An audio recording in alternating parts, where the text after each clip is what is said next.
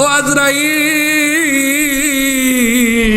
চোখের পানি ছেড়ে দিয়ে তোমারে যখন বারবার ভাই বলে ডাকতেছিল, আমি আল্লাহ কুদরতি নজর দিয়ে সাদ্দাতের চেহারার দিকে তাকাইছিলাম। আমি আল্লাহ এই জালেম সাদ্দাতের জিব্বার দিকে তাকাইছিলাম। তুমি তো ভাই ভাই বলার কারণে চোখের পানি ছেড়ে দিয়ে বারবার ভাই বলছে, আজরাইল তুমি তো তারে ছাড় দাও নাই। ও আজরাইল, একটা বার যদি তোমারে ভাই না বলে যদি আমারে আল্লাহ বলে ডাক দিত, আমি আল্লাহ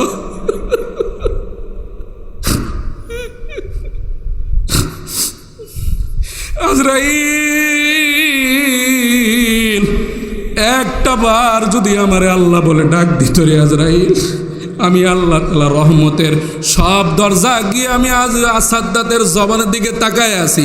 একবার যদি আমারে আল্লাহ বলে ডাক দিত, তার জিন্দেগির গুনাহ মাফ করে আমি আল্লাহ জান্নাত দিতাম। ও মুমিন, আল্লাহ তাআলা আজরাইলকে ডাক দা বলে, আজরাইল জীবনে তো বহু মানুষের জান কবজ করছো। ও আজরাইল, কখনো কোনোদিন কোনো ব্যক্তির প্রতি তোমার মায়া লাগছেনি? আজরাইল ডাক দা বলে, আল্লাহ দুইটা ব্যক্তির প্রতি আমার সবচেয়ে বেশি মায়া লাগছে রে আল্লাহ। কোন দুইটা ব্যক্তি? আল্লাহ তাআলাকে ডাক দা বলে, আল্লাহ এমন একজন বান্দা, ওই যে একজন বান্দি সমুদ্রের মাঝখানে তুমি নৌকা ডুবাই দিয়েছিলা, ওই নৌকার মধ্যে তোমার একজন বান্দি ছিল, তার গর্ভের মধ্যে সন্তান ছিল। পানির ঢেউয়ের কারণে আল্লাহ তাআলার বান্দি একটা কাঠের তক্তার উপর আশ্রয় নিয়েছে। ও আল্লাহ, ওই সমুদ্রের মাঝখানে কাঠের তক্তার উপর বান্দিটা সন্তান প্রসব করেছে। আল্লাহ তাআলা যখন ওই মা তার রক্তমাখা সন্তানটা কুলে নিয়ে দুধ পান করাবেন, ওই মুহূর্তে তুমি আমারে বললা, আজরাইল যারে যা ওই মা তার সন্তানকে দুধ পান করার আগে তার রূহটা কবজ করে নিয়ে আয়। আল্লাহ, আমি যখন এমন অবস্থায় যখন মায়ের জানটারে কবজ করতে গেলাম, তা দেখে আমার বড় মায়া লাগছে। এ সন্তানটা কেমনে লালন পালন হবে, এই সমুদ্রের মাঝখানে কেমনে সে বড় হবে, ও মালিক এই জন্য আমার বড় মায়া লাগছে। আল্লাহ তাআলা ডাক দেবেন, আজরাইল আর কার প্রতি তোমার মায়া লাগছে রে আজরাইল? আজরাইল ডাক দেবেন, আল্লাহ আমার মায়া লাগছে ওই যে জালেম একজন বান্দা, একজন ব্যক্তি, তার নাম হলো সাদ্দাত। সে তোমারে মানে না, তোমার বানানো জান্নাতের মধ্যে সে ঢুকবে না আল্লাহ। যার কারণে নিজে খোদা দাবি করছে, নিজেই একটা জান্নাত তৈরি করছে, সেই জান্নাতের মধ্যে এমন কোনো নিয়ামত নাই যেই নিয়ামত দ্বারা সে সাজাই নাই রে আল্লাহ। আল্লাহ জান্নাত তৈরি করার পরে সাজ্জাদ যখন জান্নাতের মধ্যে প্রবেশ করবে, এক পা ঘোড়ার উপর আর এক পা জমিনে নামাবে, ওই মুহূর্তে তুমি আমারে বললা, যারে আজরাইল সাদ্দাত তার দ্বিতীয় পা জমিনে নামার আগে তার ওটা কবজ করে নিয়া। আয় আল্লাহ, আমি যখন সাদ্দারা যখন পাকড়াও করলাম, ধরলাম, আমারে দেখে সাদ্দাত তো চিনে ফেলছে, হাউমাউ করে কান্না করে বলে, আজরাইল আমি বড় নাফরমান, আমি জানি দুনিয়াতে আল্লাহ তাআলা আমার গুনাহ মাফ করবে না। ও আজরাইল আমি এটাও জানি পরকাল আল্লাহ আমারে জান্নাত দিবে না রে আজরাইল। আজরাইল আমি তোমার কাছে আমি অনুরোধ করে বলতেছি, একটা বার আমার বানানো জান্নাতটার একটা নজর তুমি আমারে দেখতে দাও, এরপর আমার রূহটা কবজ করে দাও। আজরাইল বলে, আল্লাহ তোমার হুকুম যেহেতু, আমি তারে সুযোগ দিইনি মালিক, তার চোখের পানি দেখে আমার বড় মায়া লাগছে রে আল্লাহ। আল্লাহ এই যে দুইটা ব্যক্তির প্রতি আমার মায়া লাগছে। আল্লাহ তাআলা এবার আজরাইলের ডাক দেয়, বলে, আজরাইল এই সেই সাদ্দাত যারে আমি সমুদ্রের মাঝে কাঠের তক্তার উপর জন্ম দিয়েছিলাম, এই সেই সাদ্দাত আমি কুদরতি ঢেউে ঢেউে তারে নদীর পাশে গিয়ে দাঁড় করাইছি, বাঘিনীর দুধ দিয়ে আমি তারে লালন পালন করছি, কাটুরিয়ার ঘর থেকে আমি তারে বাদশা বানাইছি।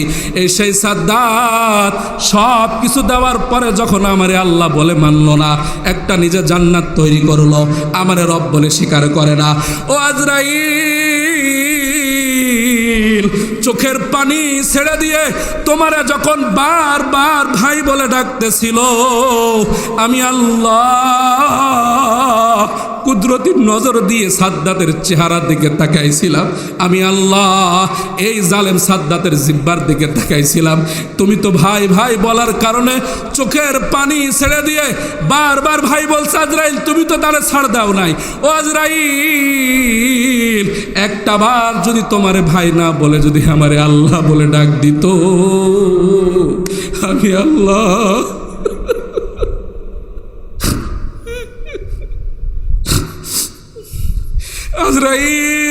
আজরাইল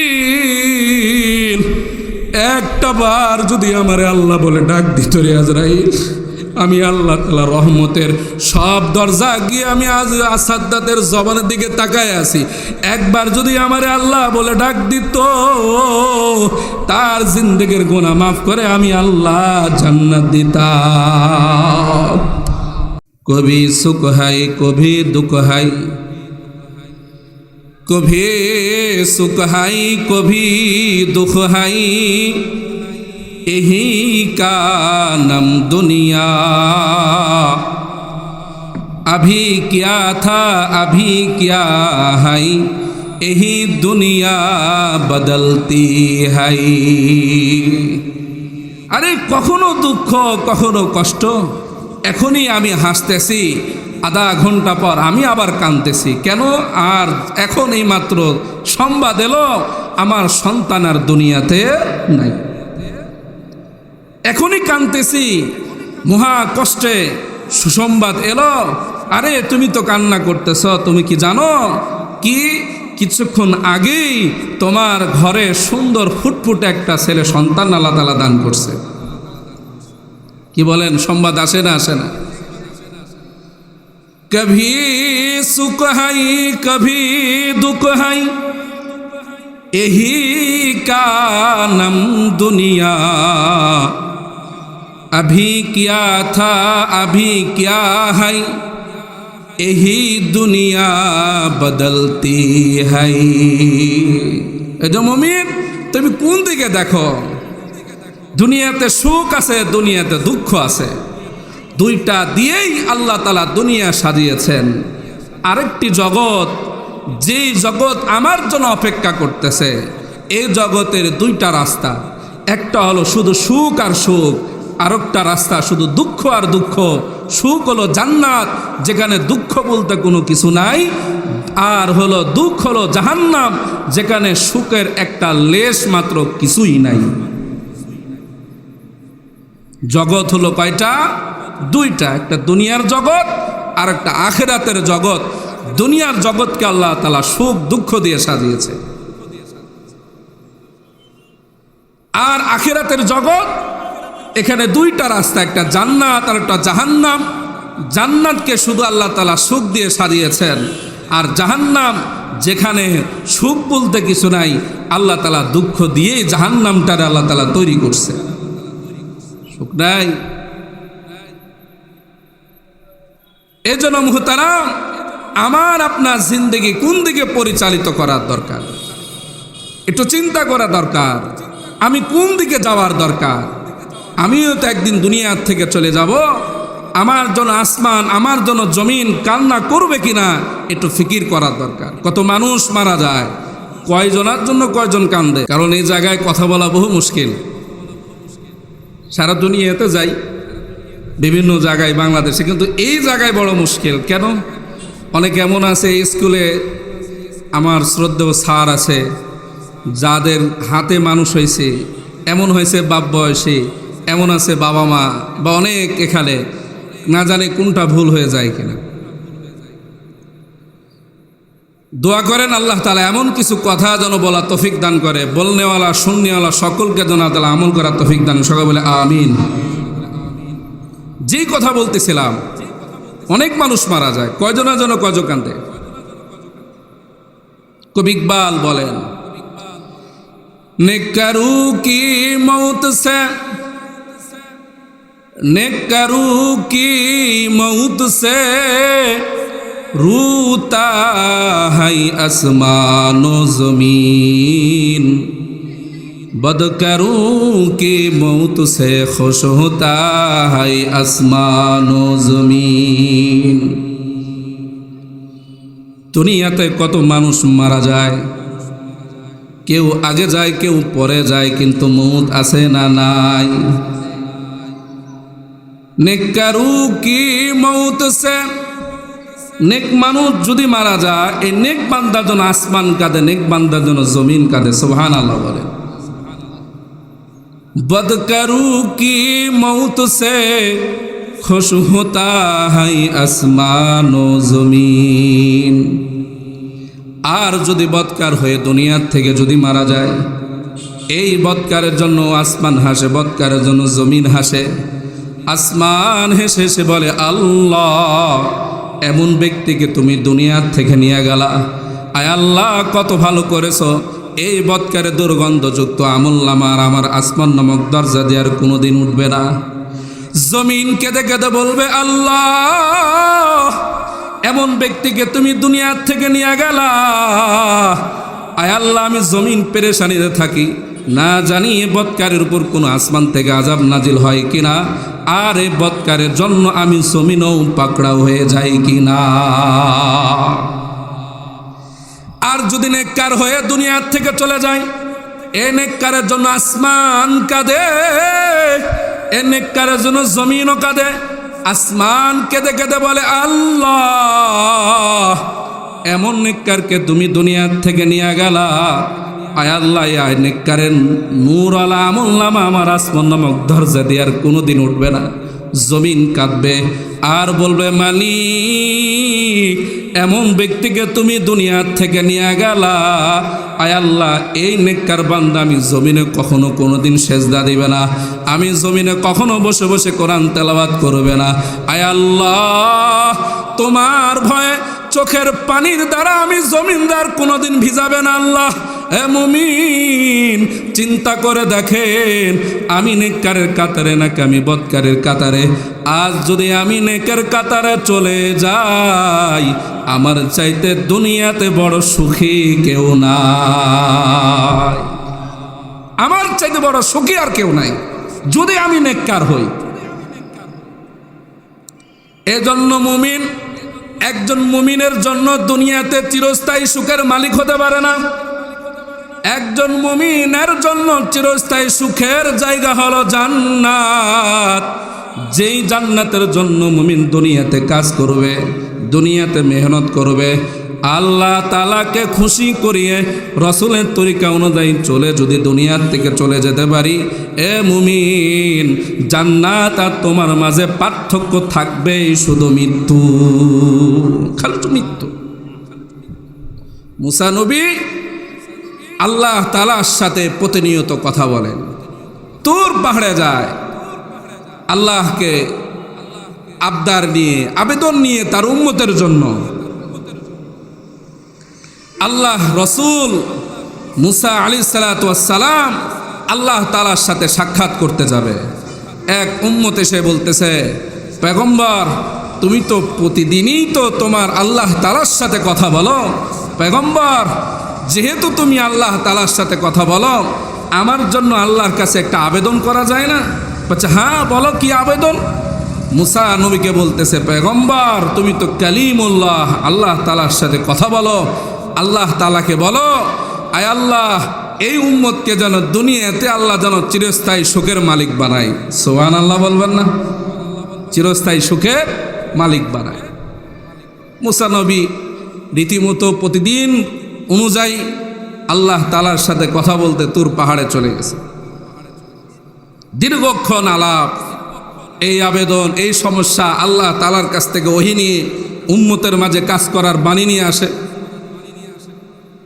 শেষ মুহূর্তে গিয়ে কথা মনে পড়ছে, আল্লাহ তাআলারে ডাক দা বলে, আল্লাহ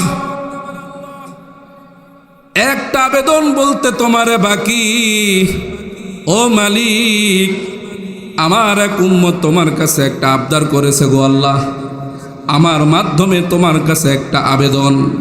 আল্লাহ তাআলা বলে, বলো রে মুসা বলো। মুসা কালিমুল্লাহ আল্লাহকে ডাক দা বলে, আল্লাহ আমার ওই উম্মত তিনি তোমার কাছে চেয়েছে দুনিয়াতে যেন চিরস্থায়ী সুখের মালিক বানানো হয়।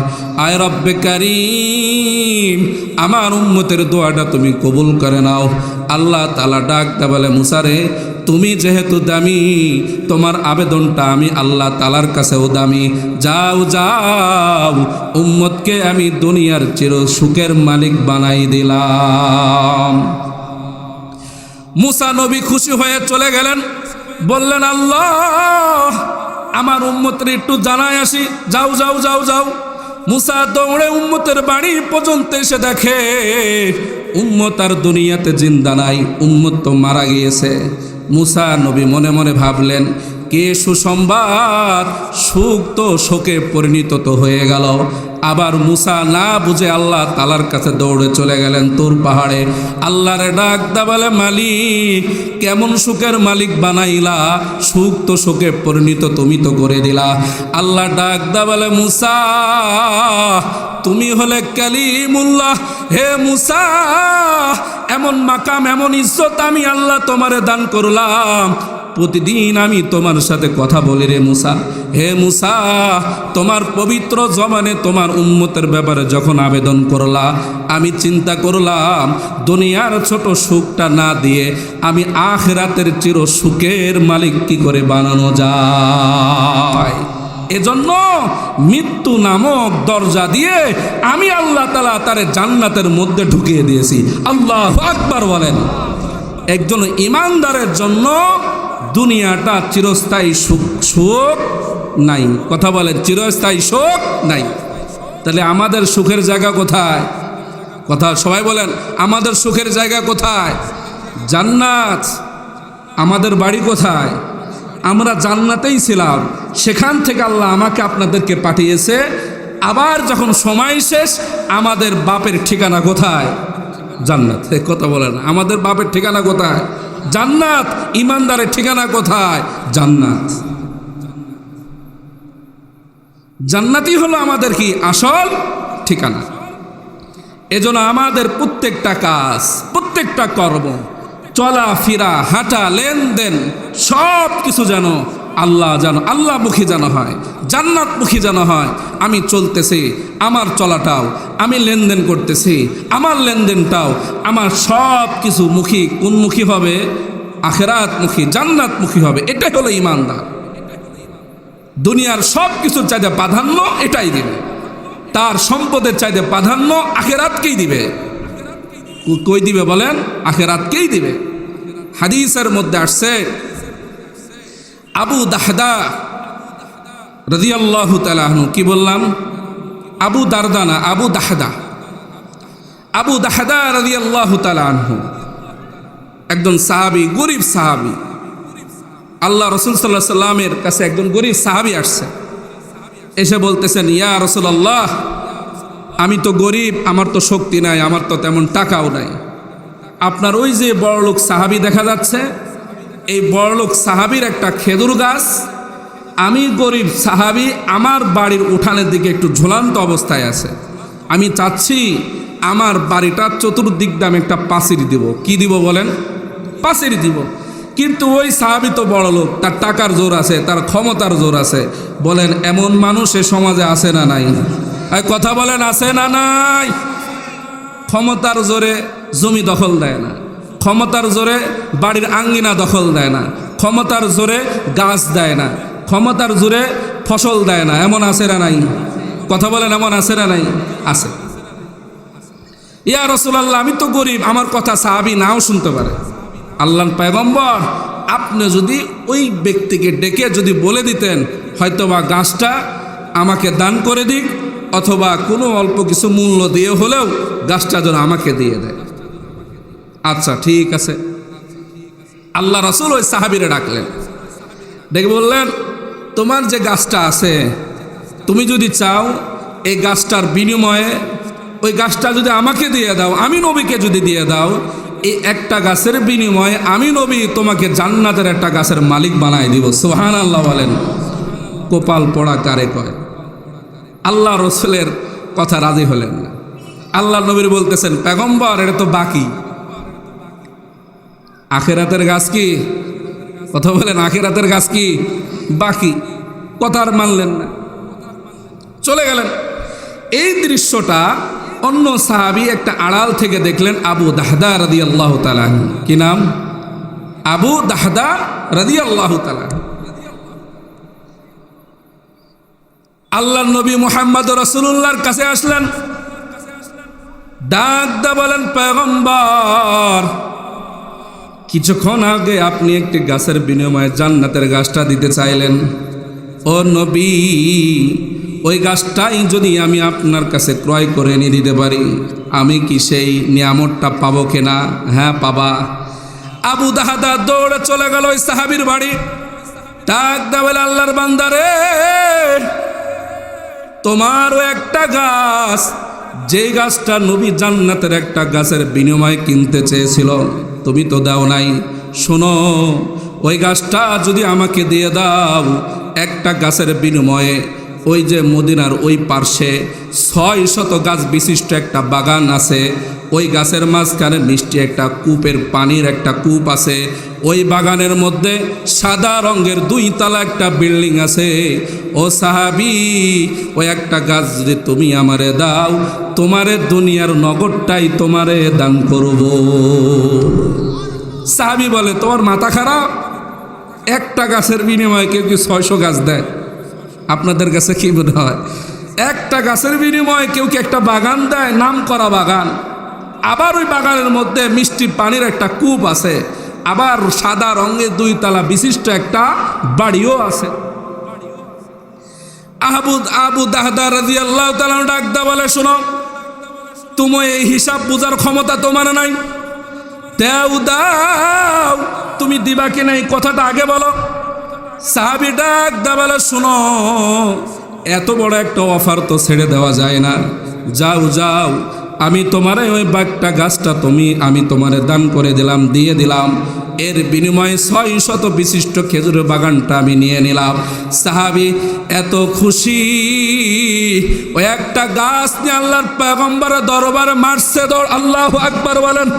আল্লাহর নবীর ডাক দা বলে, নবী, এই যে দেখেন, একটা গাছ আমি আপনার জন্য নিয়ে আসছি রে পয়গম্বর। ও পয়গম্বর, 600 গাছ আমি তারে দিয়ে দিয়েছি। আল্লাহর নবীর ডাক দা বলে, পয়গম্বর, এখন বলেন আমার জন্য আপনি কি রাখছেন? আল্লাহর নবী বলেন, একটা গাছের জন্য একটা জান্নাতি গাছ নয়, একটা গাছের জন্য 70,000 জান্নাতি গাছ। আল্লাহু আকবার বলেন। এই সুসংবাদ নিয়ে সাহাবী আবু দাহদা চলে গেছেন তার বাড়িতে। বিবিরে ডাক দা বলে, বিবিরে, আয় আয়, ওই 2 তলা বিশিষ্ট বাড়ি তার থাকার দরকার নাই, এর চাইতে আল্লাহর নবী জান্নাতে বাগান রাখছে রে বিবি।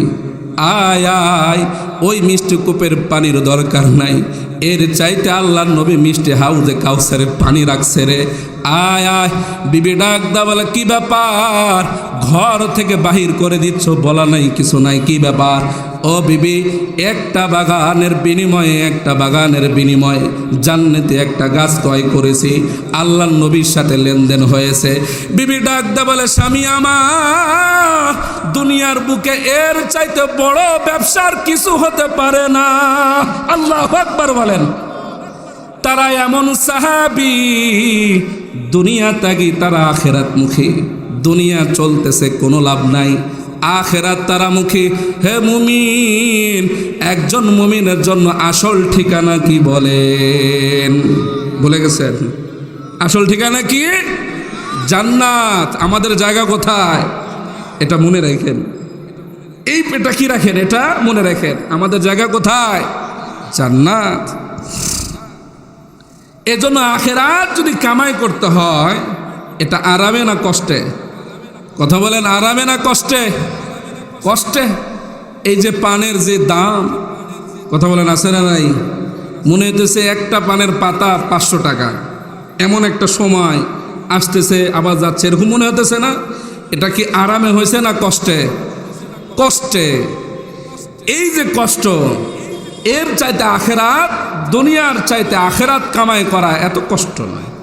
সাহাবীরা যে কষ্ট করছে, উমর ফারুক রাদিয়াল্লাহু তাআলা যে কষ্ট করছে, আবু বকর সিদ্দিক যে কষ্ট করছে, ওসমান, আলী, বেলাল যে কষ্ট করছে, ওই কষ্ট কি এখন আমার আপনার আছে? ওই কথা বলেন আছে? নাই। এখন কালেমা পড়লে কেউ ঘাড় ধাক্কা দিয়ে বাইর করে দেয়, আল্লাহরে ডাকলে কেউ বাইর করে দেয়। কিন্তু একজন মুমিন, একজন মুমিনের তার ইমানের স্বাদ কোথায়? একজন মুমিনের ইমানের স্বাদ হলো ওই জায়গায় যেখানে কষ্টর মাঝে আমার মালিককে পাওয়া যায়। সুবহানাল্লাহ বলেন। কাকে পাওয়া যায়? আমার মালিককে পাওয়া যায়। কিন্তু এই কষ্ট আমার আপনার আছে? কথা বলেন আছে? নাই। শুকরিয়া নাই, কষ্ট নাই, কিছু নাই। কিতাবের মধ্যে আছে হযরত জুলফিকার নকশবন্দি রহমতুল্লাহ আলাই, আল্লাহ তাআলা হযরতের কবরকে নূরে মুনাওয়ার বানাক, সকলে বলে আমিন। তিনি তার খুতবার মধ্যে বলছেন, একজন বান্দা, একজন বান্দি, স্বামীটা অনেক সুন্দর, বিবিটা খুব কালো কুৎসি। একজন আরেকজনের দিকে তাকায় আছে। স্ত্রী স্বামীর দিকে তাকায় তাকায় মুচকি হাসতেছে। স্বামী বলতেছে, কি ব্যাপার, তোমার সাথে একটু কথাও হলো না, তুমি আমাকে দেখেই হাসতেছ, আজকে ব্যাপার কি? বিবি বলতেছে, স্বামী আমার, তুমিও জান্নাতি আমিও জান্নাতি। সুবহানাল্লাহ বলেন। স্বামী বলে, কি ব্যাপার, হাসির মধ্যে জান্নাতের খবর, এটা আবার কেমন ব্যাপার? স্ত্রী ডাক দা বলে, স্বামী, তোমার মতন একজন সুন্দর, একজন আমলওয়ালা লোক পেয়ে আমি বারবার আল্লাহ তাআলার কাছে শুকরিয়া আদায় করি। আল্লাহ তাআলা তিনি বলেছেন, লা ইন শাকারতুম লা আযীদান্নাকুম ওয়া লা ইন কাফারতুম ইন্না আযাবি লাশাদীদ। আল্লাহু আকবার বলেন। ও স্বামী আমার, আমি তোমারে পাওয়ার পরে আমি শুকরিয়া আদায় করি। আল্লাহর নবী বলেন, শুকুর করনেওয়ালা জান্নাতি। ও স্বামী, আমি কালো হওয়ার কারণে তুমি সবর আদায় করো। আল্লাহ তাআলা বলেছেন, ইন্নাল্লাহা মা'আস সাবিরিন, সবর করনেওয়ালার সাথে আমার মালিক আল্লাহ আছে। সুতরাং ও স্বামী, তোমার সাথেও আল্লাহ, আমার সাথেও আল্লাহ, তুমিও জান্নাতি আমিও জান্নাতি। সুবহানাল্লাহ বলেন। জান্নাতি। দুনিয়ার কষ্ট ক্ষণস্থায়ী। যদি এই কষ্টের মধ্যে জীবন গড়তে পারি তাহলে কি দামি। বেলাল হাফসি নাম শুনছেন? বেলাল হাফসি রাদিয়াল্লাহু তাআলা আনহু, তিনি এমন কালো, আফ্রিকার মানুষ কালো না সুন্দর? কথা বলেন, কালো না সুন্দর? কালো না? কালো। বেলাল হাফসি এত কালো, কিন্তু তার অন্তর ছিল কি আলো। চেহারা দেখে তো আল্লাহ তাআলা জান্নাত বন্টন করবে না। কি দেখে বন্টন করবে? আল্লাহর নবী বলেন, ওয়ালাকিন ইয়ানজুরু ইলা কুলুবিকুম ওয়া আমালিকুম। আল্লাহ নবী বলেন, ইমানদারের জান্নাত বন্টন করবে তার চেহারা দেখে নয়, তার আমল, তার কলব দেখে। সুবহানাল্লাহ বলেন। তার কলব দেখে। বেলাল হাফসি আল্লাহ তাআলার নাম বারবার জপে, আহাদ আহাদ, কুল হুয়াল্লাহু আহাদ, আল্লাহুস সামাদ, বারবার জপে।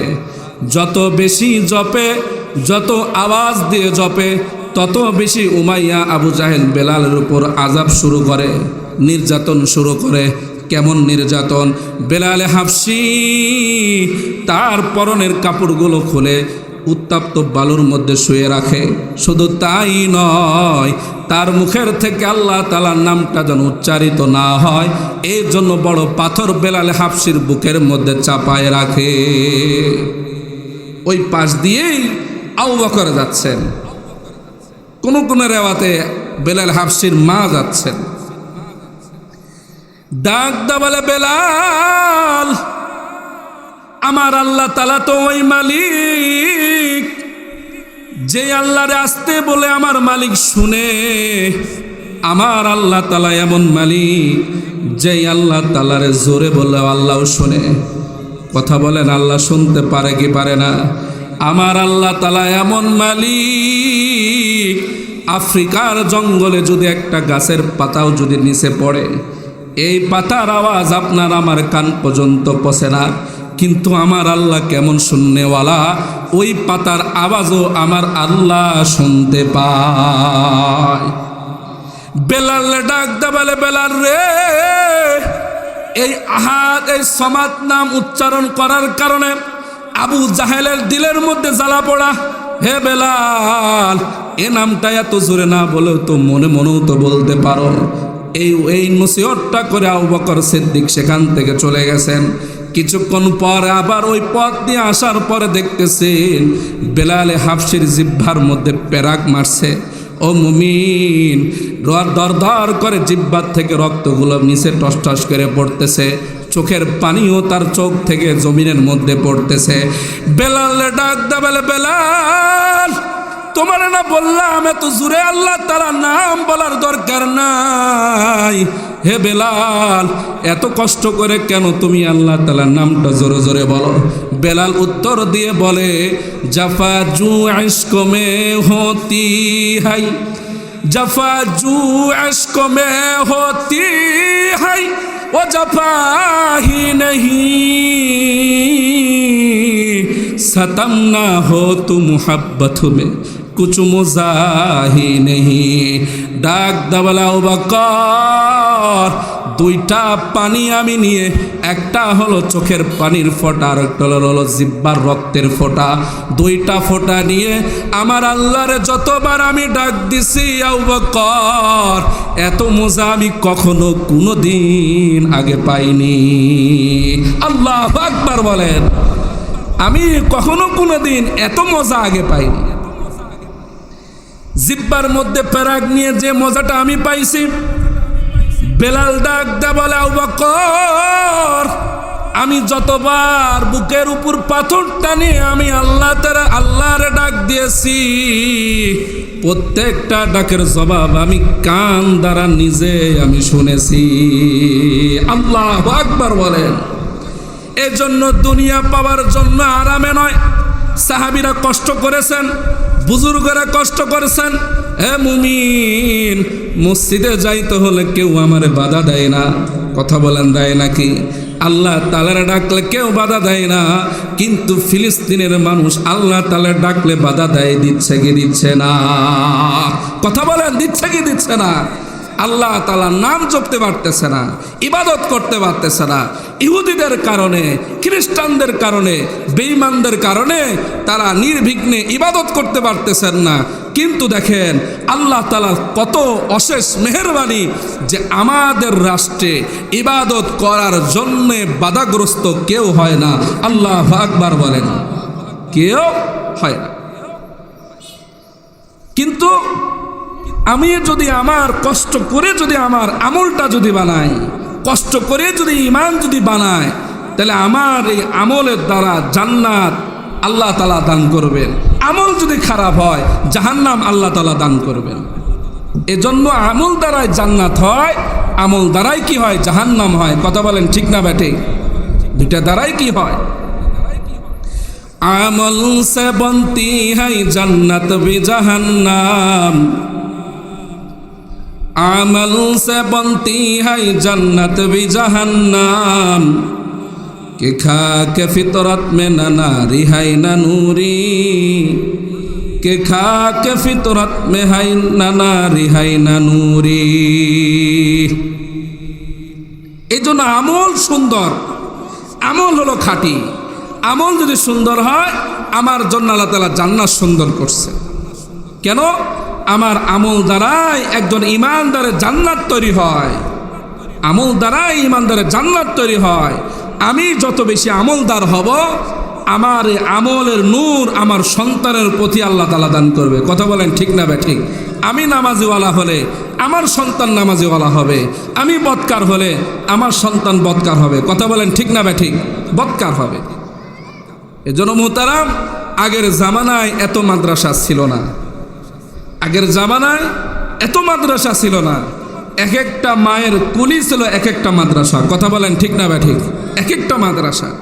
আগে মক্তব পড়ে আসতাম, আসার পথে বহু বাড়ির জানালা থেকে কোরআনের আওয়াজ ভেসে আসতো। সহি শুদ্ধভাবে পড়ুক অথবা না পড়ুক, যতটুকু পারত ভাঙ্গা ভাঙ্গা আওয়াজে, ভাঙ্গা ভাঙ্গা ভাবে আমাদের ঘরের মা, আমাদের ঘরের বাবা, আমাদের ঘরের দাদা, আমাদের ঘরের দাদি তারা কোরআন তেলাওয়াত করতো। কথা বলেন ঠিক না ব্যাঠিক? কিন্তু এখন এই আওয়াজ আছে? কথা বলেন না কেন? এই আওয়াজ আছে? নাই। কেন? মায়ের কুলি তো সুন্দর নাই, মায়ের কুলি তো সুন্দর নাই, যার কারণে এই কুলে সুন্দর কোনো সন্তানও আর আসার সম্ভাবনা নাই। এজন্য নেককার, নেক বান্দা, নেক মানুষ জন্ম দেওয়ার আগে, ও মা, আগে আমাকে নিজে নেককার হতে হবে। আগে কি হবে? নিজে নেককার হতে হবে, তাহলেই আমি দামি হতে পারবো, তাহলে আমার কুলের সন্তানটাও কি হবে? নেককার হবে। সুবহানাল্লাহ বলে, নেককার হবে। খাজা মঈনুদ্দিন চিশতি রহমতুল্লাহ আলাই, নাম শুনছেন? খাজা মঈনুদ্দিন চিশতি রহমতুল্লাহ আলাই তার মাকে বলতেছে, খুব গর্ব করে, খুশির সাথে বলতেছে, মা, কি বাবা, আমার হাতে প্রায় 2.5 লক্ষ হিন্দু মুসলমান হয়েছে। সুবহানাল্লাহ বলেন। এটা খুশি সংবাদ না? মা এখন উত্তর কি দেয় সন্তানরে? বলতেছে, বাবা রে, এটা তোর কারামতি না, এটা আমি মায়ের কারামতি। সুবহানাল্লাহ বলেন। কেমনে? খাজা মঈনুদ্দিন চিশতি ডাক দা বলে, মারে, আমার হাতে 2.5 লক্ষ হিন্দু মুসলমান হলো, ও মা, তোমার কারামতি কেমনে রে মা?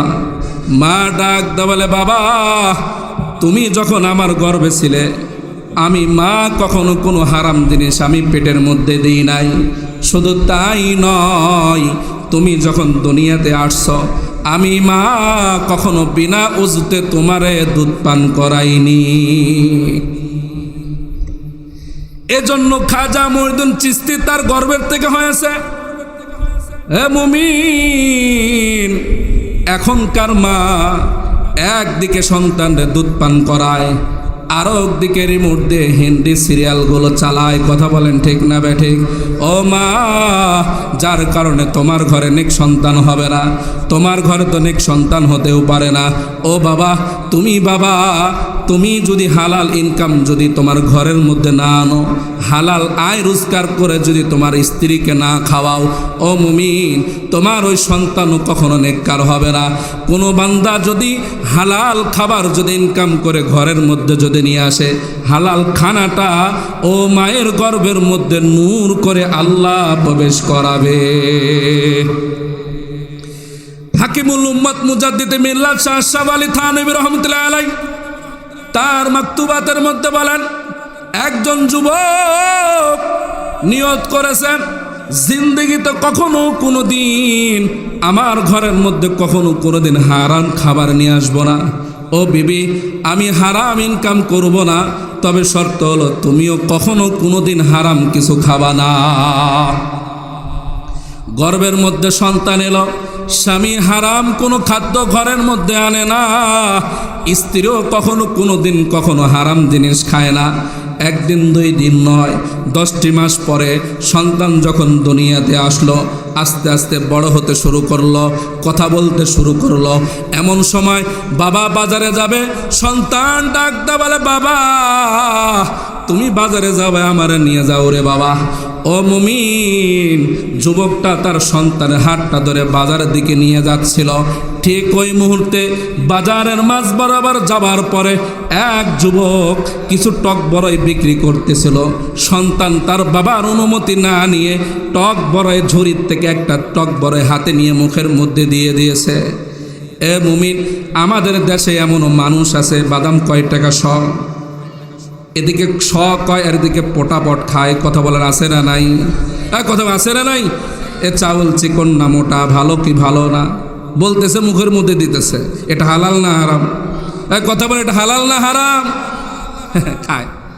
কত টাকা শ বাদাম বলে মুখে দেয়, খাইতেছে। ওটা কি হালাল? কিনছেন ওটা? সন্তান মুখের মধ্যে বড়ইটা দিয়ে ফেলছে। যুবক হয়রান, আরে এত বছর ধরে আমি লালন পালন করলাম, কখনো কোনো সময় হারাম জিনিস আমি ঘরের মধ্যে নিয়ে আসি নাই, কি ব্যাপার? আমার সন্তান এমন একটা হারাম কাজ কেন করলো বিনা অনুমতিতে? চলে গেল সন্তানরে বাজারের থেকে বাড়ির দিকে রওনা। স্বামী একটা চাকু বাইর করছে, স্ত্রীর গলার মধ্যে ধরছে, বলে, স্ত্রী ও বিবি, সত্য কথা যদি না বলো তাহলে তোমার খবর আছে। বলো, আমি তো কখনো কোনোদিন হারাম জিনিস আমি ঘরের মধ্যে আনি নাই, তাহলে আমার সন্তান হারামটা খেলো কেন? বলো, তোমার কাছ থেকে কোনো ত্রুটি হয়েছে কিনা?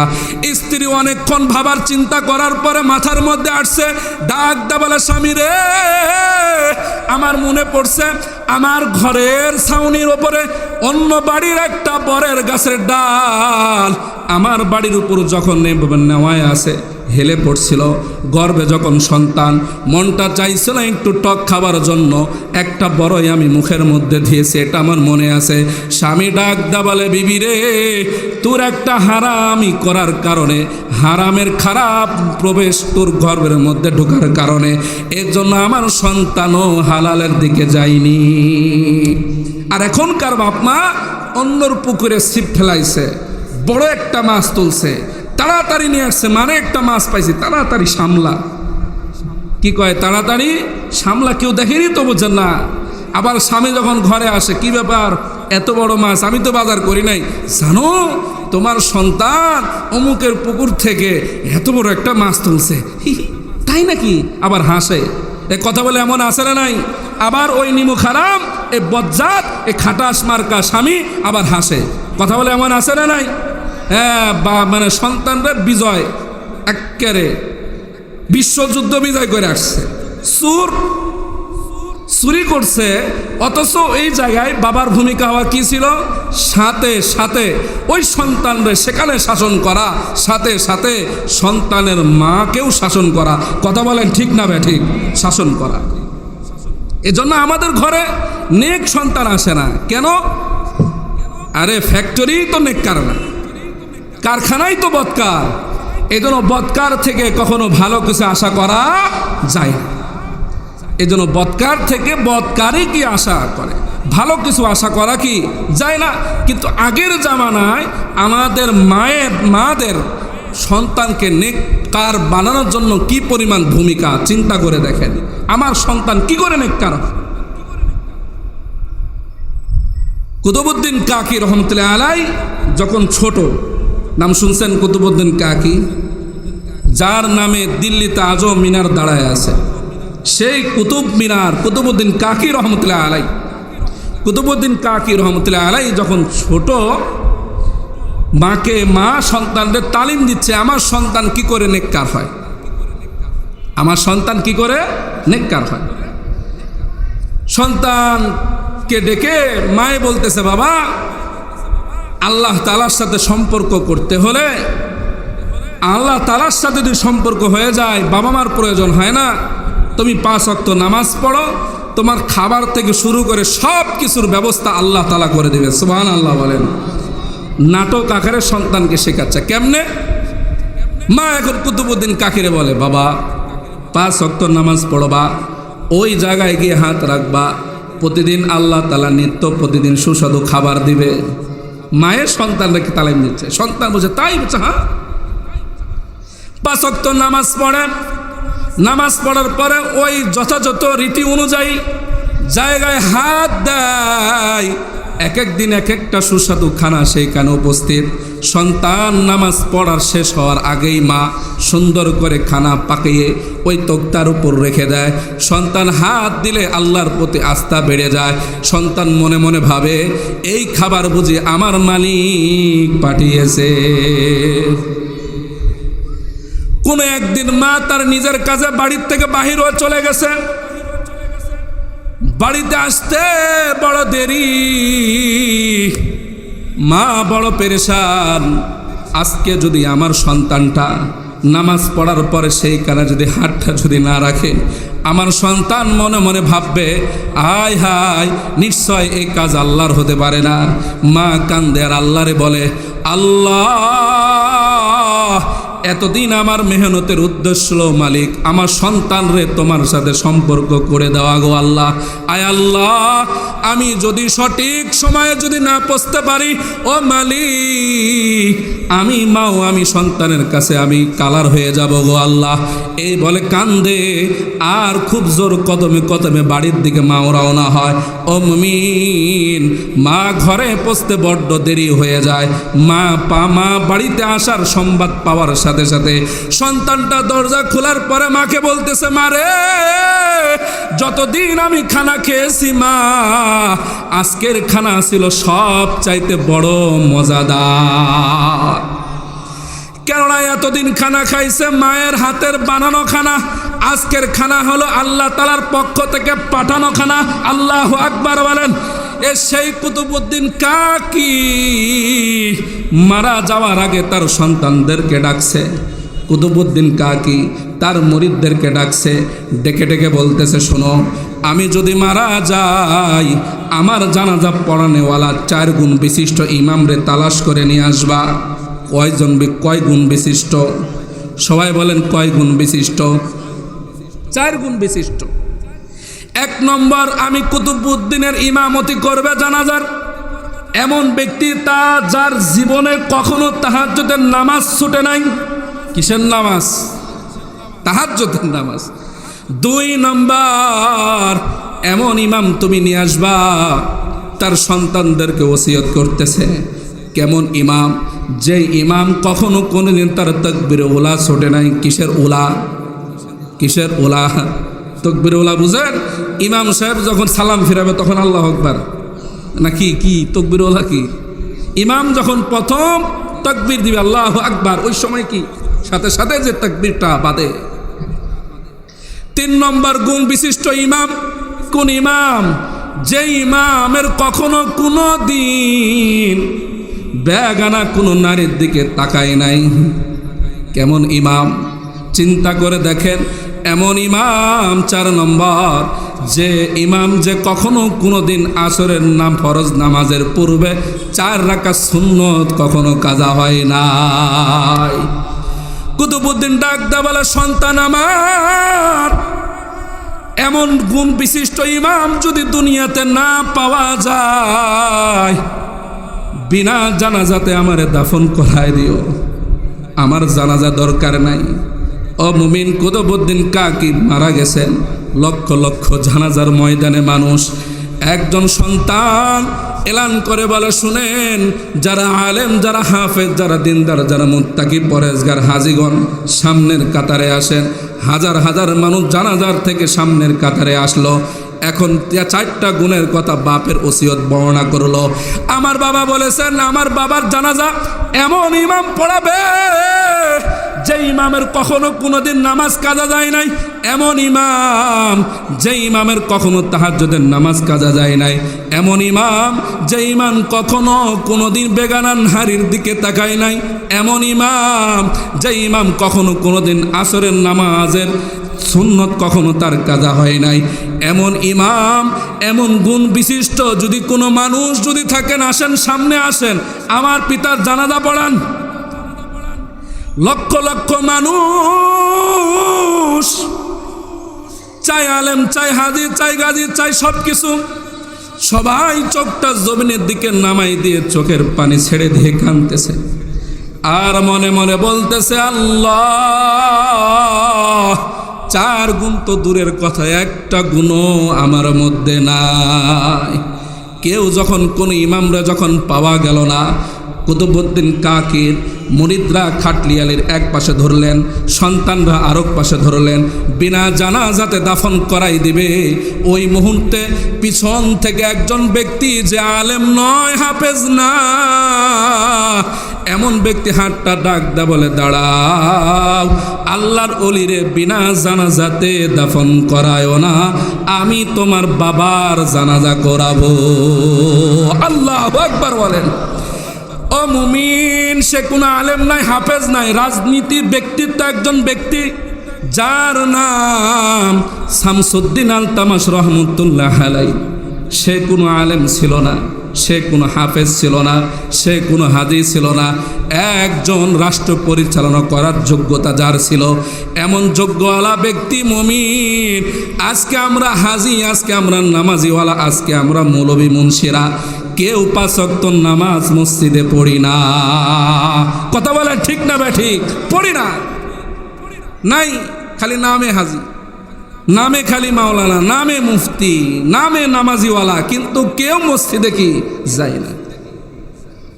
সাইদ ইবনে মুসাইব একজন আল্লাহর বান্দা, তার জীবনের মধ্যে পাওয়া যায় 40টা বছর, 40টা বছর, 1 বছর নয়, কয় বছর, 40টা বছর তিনি আজানের আগে মসজিদে গিয়ে হাজির। সুবহানাল্লাহ বলেন। কয় বছর? 40 বছর।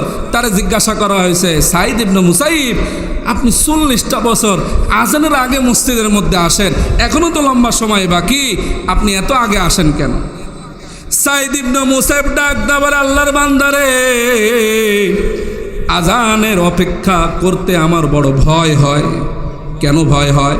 আমার এই জন্য ভয় হয়, আল্লাহ যদি কিয়ামতের ময়দানে ডাক দা বলে, সাইদ রে, আমি ডাকলে তারপরে আমার ঘরে আসিস, বিনা ডাকে তো আমার ঘরে আসিস না। এই ভয়ে আমি সাইদ ইবনে মুসাইব 40টা বছর আজানের আগেই আমি মসজিদে হাজির, আজানের আগেই মসজিদে হাজির। আর আমরা ইমাম কোনো মতন রুকু পাইলেই হলো আল্লাহু আকবার। কেউ বোতাম উপরেরটা নিচে, নিচেরটা এখানে, লুঙ্গিতে একটা উপরে একটা কি নিচে, ঠিক নাই। আর ঈদের মাঠে ওরে সুবহানাল্লাহ, যদি একটা সময় যদি ঈদের জামাত দেওয়া যায়, এরপরও কিছু কপাল পড়া, কেউ গেঞ্জি গায়ে দিতে দিতে, কেউ খালি গায়ে শার্ট লিয়ে মারছে দৌড়, পায়ে স্যান্ডালও কি নিজেরটা বাদ দেয়, নিজের বাড়িওয়ালি স্যান্ডাল পায়ে দিয়ে চলে আসছে। কথা বলেন, এমন আছে না নাই? নাই, আছে। এই হলো আমাদের নামাজ, এই হলো আমাদের কি নামাজ। কিন্তু তাদের কি ইবাদত, তাদের ব্যবস্থাপনা। এই জন্য মুহতারাম, যেই কথা বলতেছিলাম, আমিও যদি নেককার হই, আমার সন্তান কি হবে? কথা বলেন, আমার সন্তান কি হবে? নেককার। আর আমি যদি বদকার হই, তাহলে আমার সন্তানে কি হবে? বদকার।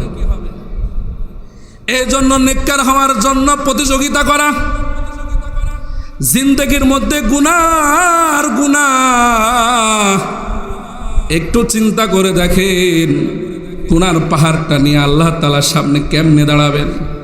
চিন্তা করে দেখেন, গুনাহ নিয়ে রব্বে কারিমের কাবার সামনে কেমনে দাঁড়াবেন? আমার আল্লাহ তাআলা সামনে কেমনে দাঁড়াবেন?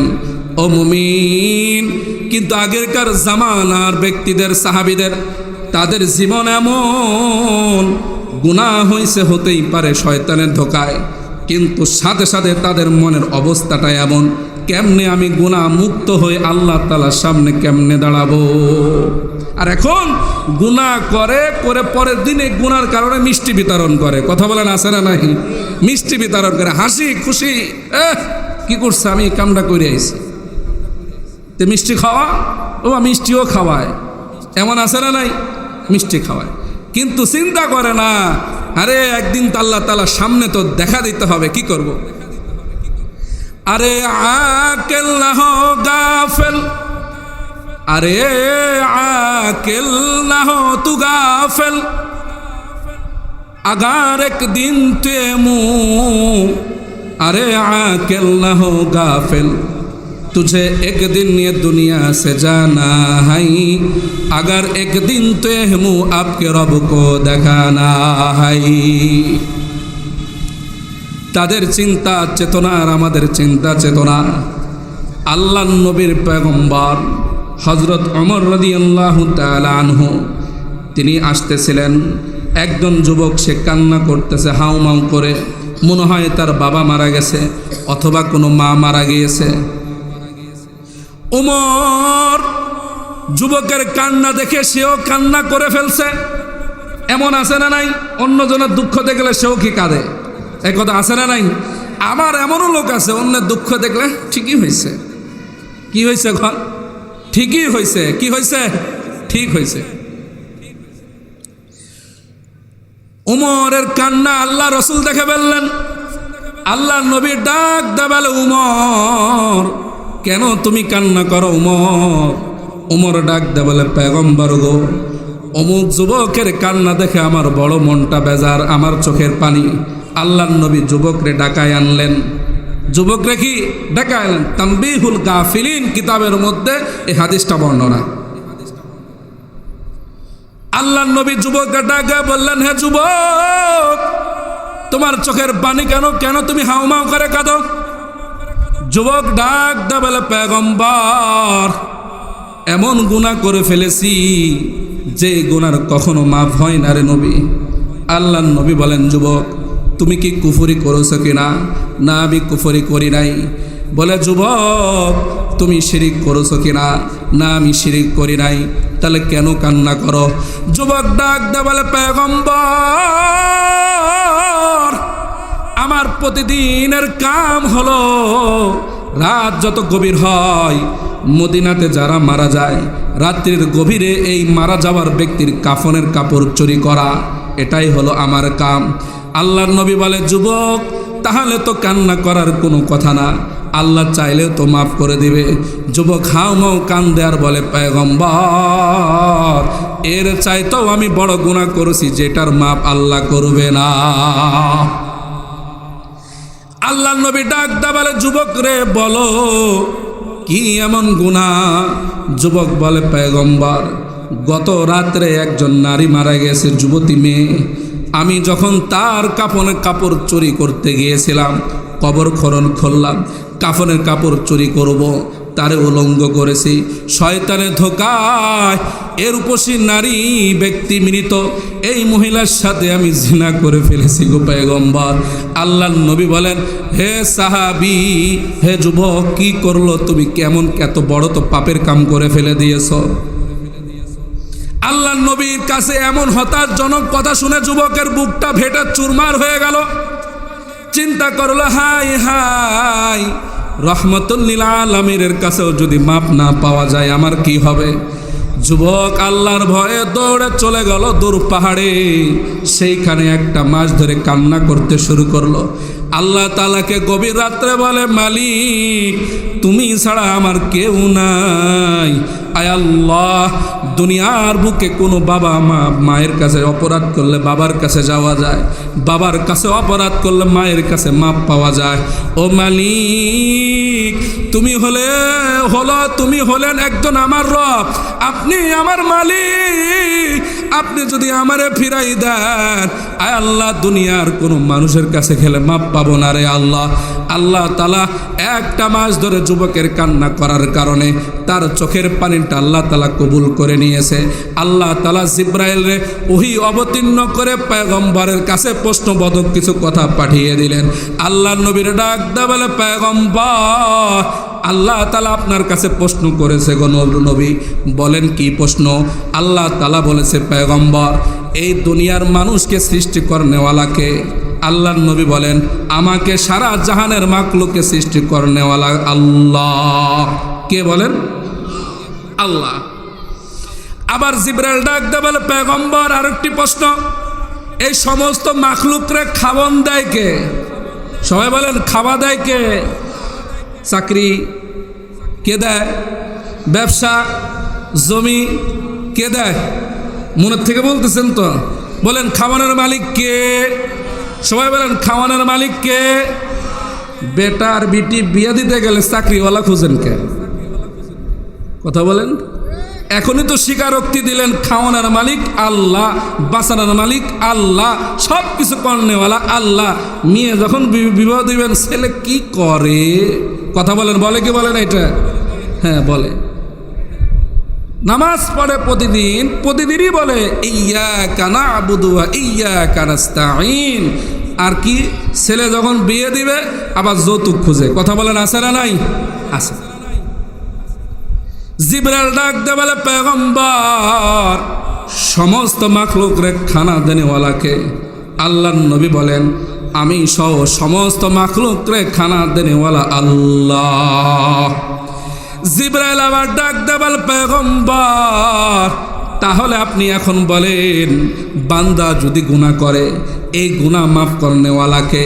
আল্লাহর নবী বলেন, সারা পৃথিবীর মানুষের গুনাহ মাফ করনেওয়ালা আল্লাহ। জিবরাইল এখন বলতেছেন নবী, তাহলে ওই যুবকের গুনাহ মাফ করে দিয়েছে আল্লাহ। আল্লাহু আকবার বলেন। আল্লাহর নবী খুশি হয়ে একজনের ডাক দা বলে, শুনো, যাও যাও ওই পাগল রে কোথায়, তারে তালাশ করে নিয়ে আসো। তারা বলে দাও আল্লাহ তাআলা তার জিন্দেগির গুনাহ মাফ করে দিয়েছে। হে মুমিন, আপনার গুনাহ যত বড়, আল্লাহ তাআলার রহমতের পাহাড় তার চাইতে বড়। সুবহানাল্লাহ বলেন। গুনার চাইতে পাহাড় বড় কার? আল্লাহ। গুনার চাইতে পাহাড় আল্লাহ তাআলার কাছে বড়।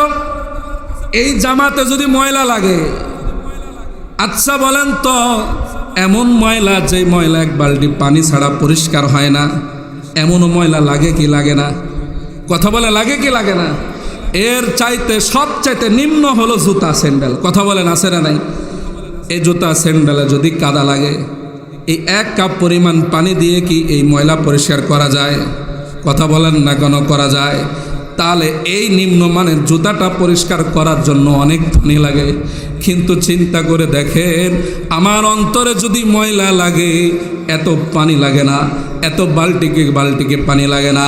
আল্লাহ তাআলা ডাক দা বলে, বান্দারে, তোমার অন্তরে যদি ময়লা লাগে, গুনার ময়লা, আমি আল্লাহ তাআলার কাছে এত পানি লাগে না রে বান্দা। এ বান্দা, চোখের মাছির মাথা পরিমাণ যদি পানি 2 চোখ দ্বারা একটা ফোঁটা যদি বাহির করতে পারো, বান্দা, এই পানি তার নাকের ডগা আসার আগে অন্তরের ময়লা আমি পরিষ্কার করি। আমার আল্লাহ তাআলা তো সেই আল্লাহ, যে আল্লাহ তাআলা কত মায়াওয়ালা আল্লাহ। কি পরিমাণ আল্লাহ তাআলার দয়া, কি পরিমাণ আপনি গুনাহগার, কত বড় গুনাহগার, আল্লাহ তাআলার রহমত কত বড়। চিন্তা করে দেখেন কি পরিমাণ দয়া। আল্লাহ তাআলার পয়গম্বরের কাছে একজন মহিলা সাহাবী আসছে, জিনা করনেওয়ালা। কি করনেওয়ালা?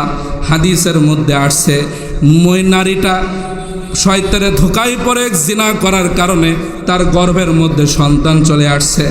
আল্লাহর নবীর কাছে গেছে, তাহিরনি ইয়া রাসূলুল্লাহ, আল্লাহর নবী, আমি তো জিনা করে ফেলেছি, আল্লাহর নবী আপনি আমারে পবিত্র বানায়ে দেন, আপনি আমারে পবিত্র বানায়ে দেন। আল্লাহর নবী মহিলার কথা শুনে তার চেহারাটারে বাম দিকে ফিরাইলেন। ওই নারী আবার ঘুরে আল্লাহর নবীর বাম দিক বরাবর এসে বলতেছেন, তাহিরনি ইয়া রাসূলুল্লাহ, আল্লাহর নবী, আমি তো গুনাহ করে ফেলেছি, নবী আপনি আমারে পবিত্র বানিয়ে দেন। আল্লাহর নবী বারবার তার চেহারাটা ফেরানোর কারণ হলো, আল্লাহর নবী চাইছিলেন এই গুনার সাক্ষী দুনিয়ার কোনো মানুষ না হয়ে এ নারী তওবা করে যেন মাপ পেয়ে যায়। বারবার যেহেতু বলতেছে, আল্লাহ নবী বলতেছেন, শোনো, তুমি তো অপরাধ করছো, গর্ভের সন্তান তার অপরাধ করে নাই। যাও, যেদিন তোমার গর্ভের থেকে সন্তান দুনিয়াতে ভূমিষ্ঠ হবে, তখন আসবে, তাহলে তোমাকে সঙ্গে সার করে পবিত্র বানানো হবে। আল্লাহর নবীর দরবার থেকে মহিলা মুখটা মলিন করে চলে গেলেন, বাড়ির দিকে রওনা। চোখের মধ্যে পানি, আর মনে মনে ভাবে, হাই হাই, কি এমন পরীক্ষার মধ্যে পড়লাম, আমার গর্ভের সন্তান দুনিয়াতে আসার আগে যদি আমার ইন্তেকাল হয়ে যায়, তাহলে আমার এই নাপাক দেহটা আল্লাহ তাআলার সামনে নিয়ে কেমনে আমি দাঁড়াবো। নারী কান্না করতেছেন, আর আল্লাহ তাআলার মনে মনে বলে, মালিক, আমার হায়াতটা সন্তান দুনিয়াতে আসা পর্যন্ত আপনি বাড়ায়া দিয়েন। ও মুমিন, 10 মাস পরে সন্তান যখন দুনিয়াতে আসলো, সন্তানটার কুলে নিয়া আল্লাহর নবীর দরবারে হাজির। আল্লাহর নবীরে বলতেছেন, তাহিরিনি ইয়া রাসূলুল্লাহ, আল্লাহর নবী, এই যে আপনার ওয়াদা অনুযায়ী সন্তানটারে নিয়ে আসছি, ও নবী আপনি আমারে পবিত্র বানায় দেন। আল্লাহর নবী বললেন, না, আজকেও হবে না। কেন হবে না? আল্লাহর পয়গম্বর বললেন, যাও যাও, তোমার সন্তানের দুধ তো তোমার বুকের মধ্যে আছে, তুমি যদি এখন যদি তোমাকে সঙ্গে সার করা হয়, তোমাকে যদি এখন পাথর দিয়ে মারা হয়, তাহলে দুনিয়ার কোন মা আছে যে তোমার এই সন্তানরে দুধ পান করাবে? যাও যাও যাও যাও যাও যাও, তোমার সন্তান যখন নিজ হাতে খাওয়া শিখবে তখন তুমি আমার কাছে আসবে। হে মুমিন, ওই নারীর মনের মধ্যে আর উথালাপ বেড়ে গেল। চিন্তা করলো, হাই হাই, আবার তো মুসিবতে পড়ে গেলাম। আমি চিন্তা করতেছি, হাই হাই, এই মুহূর্তে যদি আজরাইল আমার কাছে চলে আসে, নাপাক দেহটা নিয়ে আল্লাহ তাআলার সামনে আমি কেমনে দাঁড়াবো? নারী আল্লাহ তাআলার কাছে কান্না করে আবার বাড়ির দিকে রওনা হয়েছে। সন্তান যখন নিজ হাতে খাওয়া শিখছে, নিজের পায়ে হাঁটা শিখছে, হাদিসের ভাষায় মা তার সন্তান রে কুলে না নিয়ে এক হাত তার সন্তানের হাতের মধ্যে ধরছে, আরো হাতে মা তার একটা রুটির টুকরা দিয়েছে। এইভাবে হাঁটতে হাঁটতে আল্লাহ রসুলের দরবারে গিয়ে হাজির। নবী যেন সন্তানের দিকে তাকানোর পর যেন বুঝতে পারে এই সন্তানের জন্য মায়ের কোলার প্রয়োজন নাই, এই সন্তানের জন্য বুকের দুধ আর প্রয়োজন নাই। আল্লাহ নবীর কাছে এসে বলে, পয়গম্বর, এই যে দেখেন আমার সন্তান নবী, এই সন্তানের জন্য আমার নাপাক মায়ের কুলের আর প্রয়োজন নাই। ও পয়গম্বর, এমন সন্তানের জন্য আমি নাপাক মায়ের দেহের দুধের প্রয়োজন নাই। ও নবী, আপনি আমারে পবিত্র বানাই দেন, আমি নাপাক দেহ নিয়ে আল্লাহ তাআলার সামনে দাঁড়াতে পারবো না গো পয়গম্বর। আল্লাহ নবী সাহাবীদেরকে ডাক দিয়ে বললেন, ও সাহাবীরা, যাও যাও, একটা বড় করে গর্ত খোঁড়ো, এই নারীকে গর্তের মধ্যে তাকে নামাও, সবাই পাথর মেরে তাকে হত্যা করে সঙ্গে সার করে দাও। সমস্ত সাহাবীরা তাই করলেন। একজন সাহাবী একটা বড় পাথর নারীর মুখ বরাবর গিয়ে মারল, ফিনকি দিয়ে রক্ত এসে একজন সাহাবীর গায়ে গিয়ে লাগলো। সাহাবী ডাক দা বলে, আহারে, একজন ব্যভিচারিণীর নারীর রক্ত বুঝি আমার শরীরে লেগে গেল। আল্লাহ নবী তৎক্ষণিক বললেন, ও সাহাবী, তারে জেনাকারী বলো না, তারে তওবাকারিনী বলে সম্বন্ধ করো। কেন তুমি জানো না এই নারী আল্লাহ তাআলার কাছে তওবা করার জন্য, আল্লাহ তাআলার কাছে মাপ চাওয়ার জন্য মনটা এত উথালারে সাহাবী। এই নারী তওবা যদি কোন একটা গোত্রের সমস্ত মানুষের মাঝে যদি বন্টন করা হয়, একটা নারী তওবার কারণে পুরা গোত্রের গুনাহ আল্লাহ মাফ করে দিবে। আল্লাহু আকবার। এর জন্য বলি রে মুসলমান, কি পরিমাণ গুনাহ করছেন, কতটুকু করছেন? আমার গুনার পাহাড় যত বড়, এর চাইতে বড় হলো আল্লাহ রহমতের সাগর। আল্লাহ রহমতের সাগর। এজন্য গুনাহ করে বসে থাকতেও নাই, আবার গুনাহ হয়ে গেছে যেহেতু তাৎক্ষণিকভাবে তওবা করা চাই। কথা বলেন ঠিক না ব্যাঠিক? এজন্য আমরা সবাই তওবা করব তো ইনশাআল্লাহ। কারা কারা তোলবা হাত তুলে দেখান। লিল্লাহে তাকবীর, লিল্লাহে তাকবীর। হাত নামান সবাই। এই জন্য তওবা করা চাই। আজকে এমন এক জামানা, মানুষ গুনাহ করে হাসে, মানুষ গুনাহ করে হাসে। আর সবচাইতে দুনিয়ার বুকে গুনাহ করার বস্তু সবচাইতে বেশি কাছে। কথা বলেন কাছে। নেক আমল করতে যাবেন, নেক আমল একটা নামাজ পড়তে যাবেন, কোথায় যাওয়া লাগবে? মসজিদে। কথা বলেন কোথায় যাওয়া লাগবে? মসজিদে। কিন্তু গুনার আসবাব এমন এমন জায়গায়, এমনভাবে আমাদের হাতে, যে আমাদের হাতে হাতে কি গুনার আসবাব। কথা বলেন ঠিক না ঠিক? এখনকার যুবকরা সিনেমা হলে আর ছবি দেখতে যায় না কেন? এখন কি সিনেমা তো তার পকেটের মধ্যে আছে। এক কথা বলে আছে না নাই?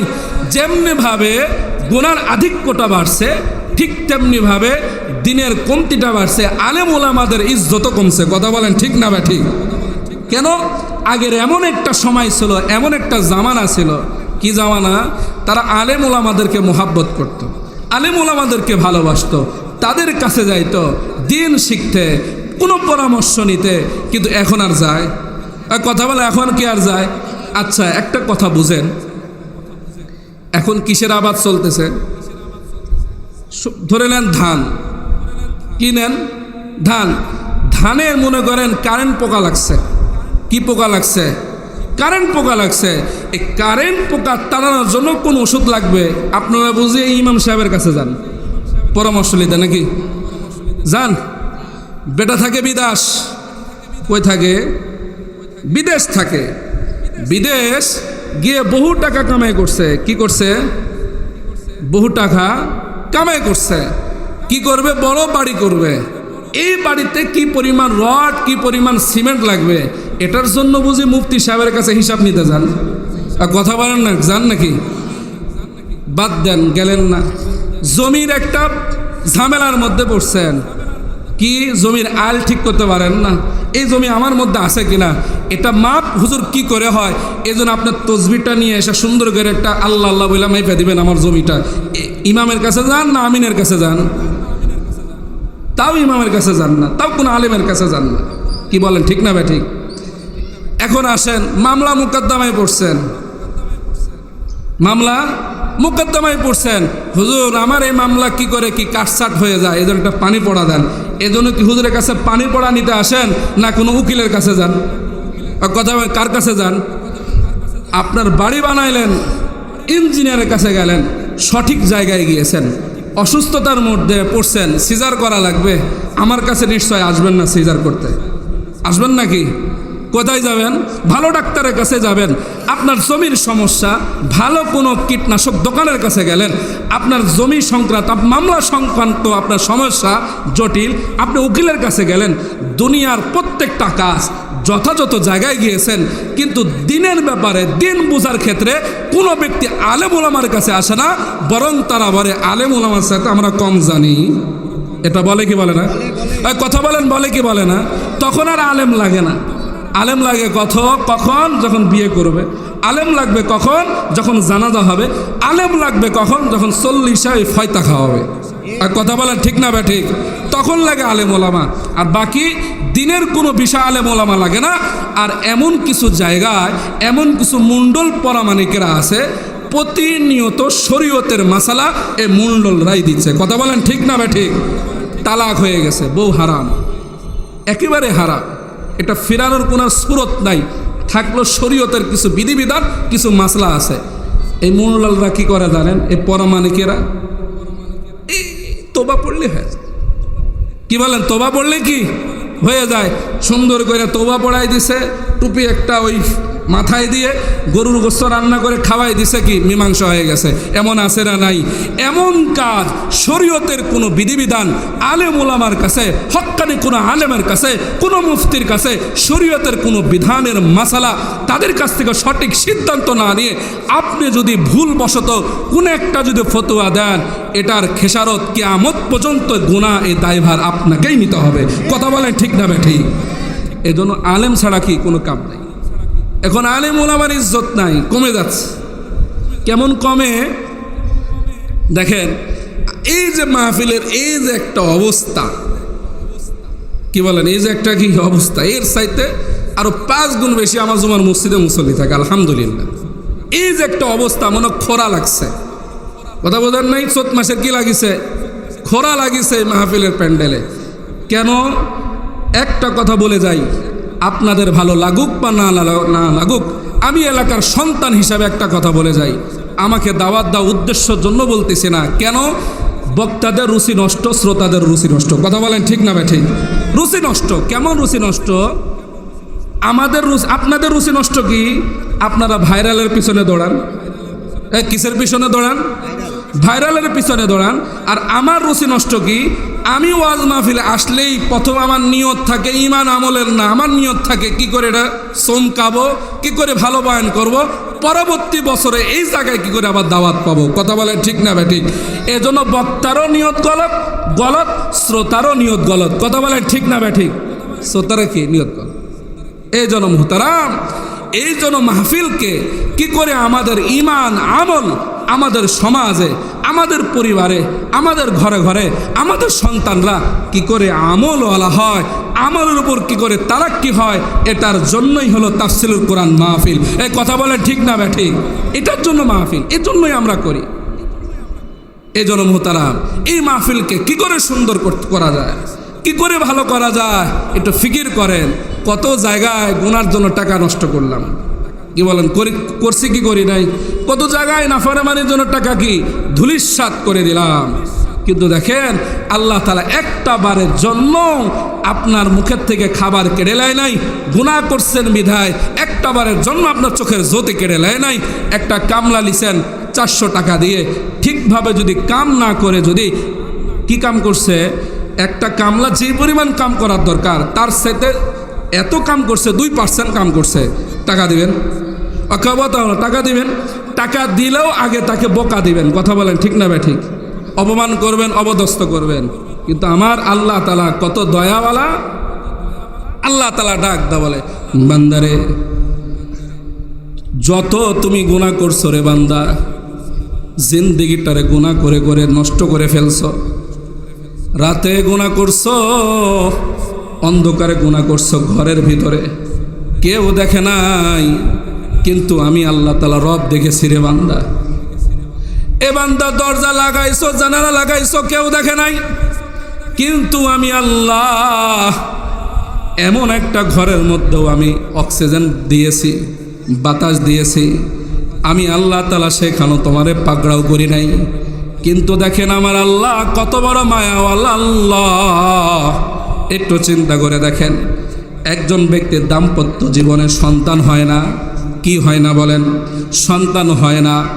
1 বছর 2 বছর নয়, 1 যুগ পরে তার ঘরের মধ্যে আল্লাহ একটা সন্তান দিয়েছে। বলেন এই বাবা মা খুশি নাকি বেজার? কথা বলেন, খুশি নাকি বেজার? আবার সন্তান আইছে, কিন্তু সন্তান কথা বলা জানে না, বোবা। কি আছে বলেন? বোবা। আবার আল্লাহ আবার 1 যুগ পরে সন্তানের মুখের কথা ফুটাইছে। আচ্ছা বলেন এই বাবা মা কেমন খুশি, অল্প না বেশি? ও মুমিন, আমার আল্লাহ তাআলা বলে, বান্দারে একটা বাবা মা তার ঘরের মধ্যে সন্তান আসার পরে ওই বাবা ওই মা যেই পরিমাণ খুশি হয়, একটা বোবা সন্তান কথা বলা জানে না, 15টা বছর 20 বছর পরে যদি কথা বলা জানে, এই কথা আব্বু আম্মু ডাক্তার শোনার পরে যেই পরিমাণ না খুশি হবে। ও বান্দা, কোনো বান্দা যদি গুনাহ করার পর একটা বার যদি আমাকে আল্লাহ বলে ডাক দেয়, এর চাইতেও আমি বেশি খুশি হই। আল্লাহু আকবার বলেন।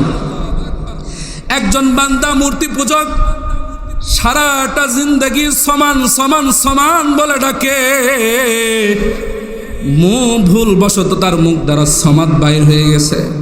আল্লাহু সমাদ, আল্লাহ তাআলার নাম। আল্লাহ তাআলা ডাক দা বলে, বান্দা এতটা বছর তুমি আমারে ডাকো নাই, মূর্তি পূজকের নামটা তুমি সমান বলে ডেকেছ।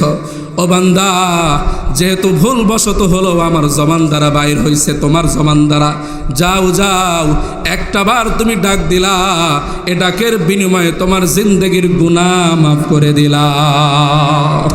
আমার আল্লাহ তাআলা সেই রব, যে রব লালন করনেওয়ালা, যে রব পালন করনেওয়ালা। আমার আল্লাহ তাআলা এমন রব, বান্দারে গুনাহ যত বেশি, তুমি যদি বলতে পারো আল্লাহ আমার গুনাহ তো অনেক বেশি, কেমনে মাপ পাবো? আল্লাহ তাআলা ডাক দা বলে, বান্দারা ও বান্দা, তোমার গুনাহ যত বেশি, আমি আল্লাহ তাআলার দয়াও তত বেশি। আল্লাহু আকবার বলেন। আমার আল্লাহ তাআলা ডাক দা বলে, বান্দারে তোর গুনাহ কত, তার চাইতে আমি রহমতের সাগরও তত বড়। তোর গুনাহ কত, এর চাইতে আমি আল্লাহ তাআলার দয়াও তত বড়। কেমন দয়া রে বান্দা? একটা কথা বলে আমি শেষ করে দিব। ও মুমিন, আল্লাহ তাআলা আজরাইলকে ডাক দা বলে, আজরাইল জীবনে তো বহু মানুষের জান কবজ করছো, ও আজরাইল কখনো কোনোদিন কোনো ব্যক্তির প্রতি তোমার মায়া লাগছেনি? আজরাইল ডাক দা বলে, আল্লাহ 2টা ব্যক্তির প্রতি আমার সবচেয়ে বেশি মায়া লাগছে রে আল্লাহ। কোন 2টা ব্যক্তি? আল্লাহ তাআলাকে ডাক দা বলে, আল্লাহ এমন একজন বান্দা, ওই যে একজন বান্দি সমুদ্রের মাঝখানে তুমি নৌকা ডুবাই দিয়েছিলা, ওই নৌকার মধ্যে তোমার একজন বান্দি ছিল, তার গর্ভের মধ্যে সন্তান ছিল। পানির ঢেউয়ের কারণে আল্লাহ তাআলার বান্দি একটা কাঠের তক্তার উপর আশ্রয় নিয়েছে। ও আল্লাহ, ওই সমুদ্রের মাঝখানে কাঠের তক্তার উপর বান্দিটা সন্তান প্রসব করেছে। আল্লাহ তাআলা যখন ওই মা তার রক্তমাখা সন্তানটা কুলে নিয়ে দুধ পান করাবেন, ওই মুহূর্তে তুমি আমারে বললা, আজরাইল যারে যা ওই মা তার সন্তানকে দুধ পান করার আগে তার রূহটা কবজ করে নেয়। আল্লাহ, আমি যখন এমন অবস্থায় যখন মায়ের জানটারে কবজ করতে গেলাম, তা দেখে আমার বড় মায়া লাগছে। এ সন্তানটা কেমনে লালন পালন হবে, এই সমুদ্রের মাঝখানে কেমনে সে বড় হবে, ও মালিক, এই জন্য আমার বড় মায়া লাগছে। আল্লাহ তাআলা ডাক দেয়, বলে আজরাইল, আর কার প্রতি তোমার মায়া লাগছে রে আজরাইল? আজরাইল ডাক দেয়, বলে আল্লাহ, আমার মায়া লাগছে ওই যে জালেম একজন বান্দা, একজন ব্যক্তি, তার নাম হলো সাদ্দাত। সে তোমারে মানে না, তোমার বানানো জান্নাতের মধ্যে সে ঢুকবে না আল্লাহ। যার কারণে নিজে খোদা দাবি করছে, নিজেই একটা জান্নাত তৈরি করছে। সেই জান্নাতের মধ্যে এমন কোনো নিয়ামত নাই যেই নিয়ামত দ্বারা সে সাজাই নাই রে আল্লাহ। আল্লাহ, জান্নাত তৈরি করার পরে সাজ্জাদ যখন জান্নাতের মধ্যে প্রবেশ করবে, এক পা ঘোড়ার ওপর আরেক পা জমিনে নামাবে, ওই মুহূর্তে তুমি আমারে বললা, যারে আজরাইল, সাজ্জাদ তার দ্বিতীয় পা জমিনে নামার আগে তার ওটা কবজ করে নিয়ে আয়। আয় আল্লাহ, আমি যখন সাজ্জাদরা যখন পাকড়াও করলাম, ধরলাম, আমারে দেখে সাজ্জাদ তো চিনে ফেলছে, হাউমাউ করে কান্না করে বলে, বাসা আজরাইল, আমি বড় নাফরমান, আমি জানি দুনিয়াতে আল্লাহ তাআলা আমার গুনাহ মাফ করবে না। ও আজরাইল, আমি এটাও জানি পরকাল আল্লাহ আমারে জান্নাত দিবে না। হে আজরাইল, আজরাইল, আমি তোমার কাছে আমি অনুরোধ করে বলতেছি, একটাবার আমার বানানো জান্নাতটার একটা নজর তুমি আমারে দেখতে দাও, এরপর আমার রূহটা কবজ করে দাও। আজরাইল বলে, আল্লাহ, তোমার হুকুম যেহেতু, আমি তারে সুযোগ দিইনি মালিক। তার চোখের পানি দেখে আমার বড় মায়া লাগছে রে আল্লাহ। আল্লাহ, এই যে দুইটা ব্যক্তির প্রতি আমার মায়া লাগছে।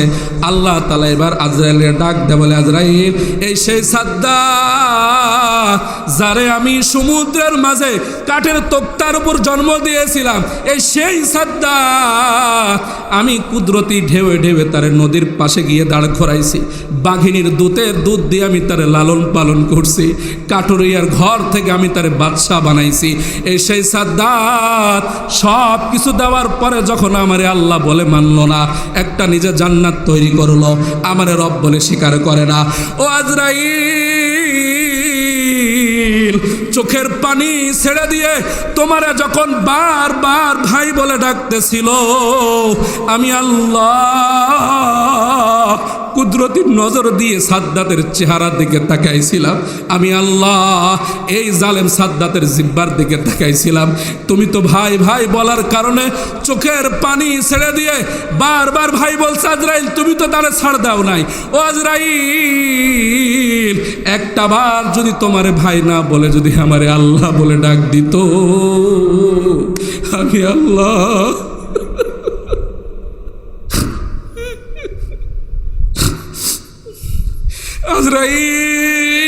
আজরাইল, একটা বার যদি আমারে আল্লাহ বলে ডাক দিত রে আজরাইল, আমি আল্লাহ তাআলা রহমতের সব দরজা গিয়ে আমি আজ সাদ্দাতের জবানের দিকে তাকায় আছি।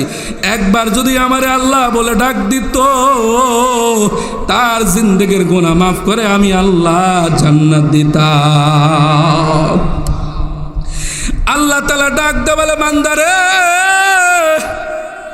কি গুনাহ করছো, কট্টু গুনাহ করছো, আমি জানি গুনাহ তো তুমি করবা, আবার তুমি তো আমার কাছে চাইবা, তুমি তো অপরাধ করবা, আবার অপরাধের ক্ষমা চাইবা। ও মুমিন, সন্তান অপরাধ করার পরে সন্তানরা যদি বাবার কাছে গিয়ে পাটা ধরে, সন্তান অপরাধ করার পরে মার কাছে যদি হাতটা জোর করে, যদি বলে, বাবা, ও মা, আমি ভুল করেছি, তুমি আমারে ক্ষমা করে দাও, আচ্ছা বলেন, বাবা মা খুশি নাকি নারাজ হবে? বাবা মা ভাববে, হাই রে, সন্তান তো আমার কাছে ক্ষমা চাইছে। আল্লাহ তাআলা ওটাই বলে, বান্দারে, ভুল তুমি করবা, আমি জানি অপরাধ করবা, আমি চাইলেও আমি অপরাধটা পাকড়াও করতে পারতাম, আমি চাইলেও সাথে সাথে আমি আযাবে গ্রেফতার করতে পারতাম, কিন্তু বান্দারে, অপরাধ তোমার যত বড়, আমার রহমতের পাহাড় তত বড়। তুমি যদি একবার বলে আল্লাহ বলে ডাক দাও, ডাক দিতে দেরি, আমি আল্লাহ লাব্বাইক সাদাইক ইয়া আবদি বলতে দেরি করি না। আল্লাহু আকবার বলেন। আল্লাহ তাআলা বলে বান্দারে আয় আয় আয় আমার কাছে আয়। ও বান্দা, অপরাধী সন্তান যদি তার বাবা মার কাছে আসলে ক্ষমা চাইলে বাবা যেমনিভাবে খুশি হয়, ঠিক তার চাইতে হাজার গুণ খুশি বেশি আমার মালিক হয়। আমার মালিক এত বড় দয়াওয়ালা মালিক। এজন্য কি পরিমাণ গুনাহ করছেন, অন্ধকারে করছেন কিনা, দিনের বেলা করছেন কিনা, এমনও গুনাহ যেই গুনাহ আমার বাবা জানে না, এমনও গুনাহ যেই গুনাহ আমার সন্তান জানে না, এমনও গুনাহ এই গুনাহ যদি আমার সন্তান জানতো সন্তান বাবা বলে ডাকতো না, এমনও আমার জিন্দেগিতে গুনাহ যেই গুনাহ যদি আমার বাবা জানতো ওই বাবা আমাকে ঘরের মধ্যে জায়গা দিত না, এমনও গুনাহ যেই গুনাহ যদি আমার স্ত্রী জানতো ওই স্ত্রী কখনো কোনোদিন আমার ঘরে থাকতো না, এমনও গুনাহ আছে যেই গুনাহ আল্লাহ ছাড়া কেউ জানে না। আল্লাহ তাআলা ডাক দে বলে বান্দা সব আমি জানি। মুসা নবীরে ডাক দে বলে পয়গম্বর তোমার উম্মতের মধ্যে আমি তো বৃষ্টি দিই না রে মুসা। হে মুসা তাহলে শোনো, এমনও গুনাহগার তোমার এই মজমার মধ্যে আছে, এখনই টাটকা গুনাহ করে আসছে। মুসা রে এই গুনাহগার যদি এই মজমার থেকে যদি বাহির না হয়ে যায়, হে মুসা তোমার এই উম্মতের মাঝে আমি বৃষ্টি বর্ষণ করব না।